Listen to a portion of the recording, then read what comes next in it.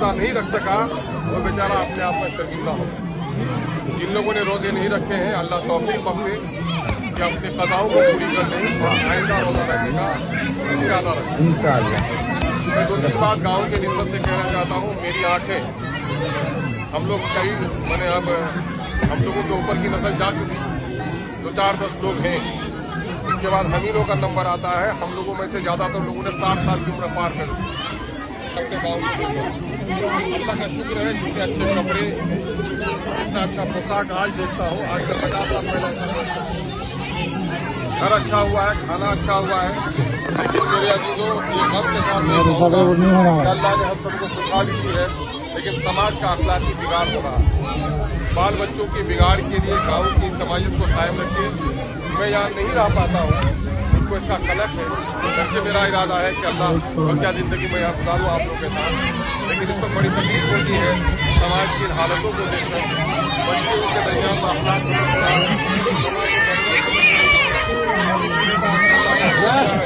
दूसरे भाई को खत्म नहीं करना चाहते हैं, उनको जरूरतों को दूर करें।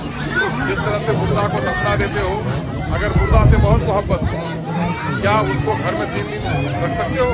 4वें दिन बदबू आएगी, उससे परेशान हो जाओ। जिस तरह से कब्रिस्तान में अपने मुर्दों को दफना देते हो ताकि उसके बदबू से हम बच जाएं, ठीक उसी तरह किसी की तकलीफ अगर पहुंचती हो आपको अपने भाइयों से, अपने पड़ोसी से, रिश्तेदार से, तो उसको दिल के कोने में दफना दीजिए, उसको भुला दीजिए और एक नई जिंदगी का आगाज कीजिए।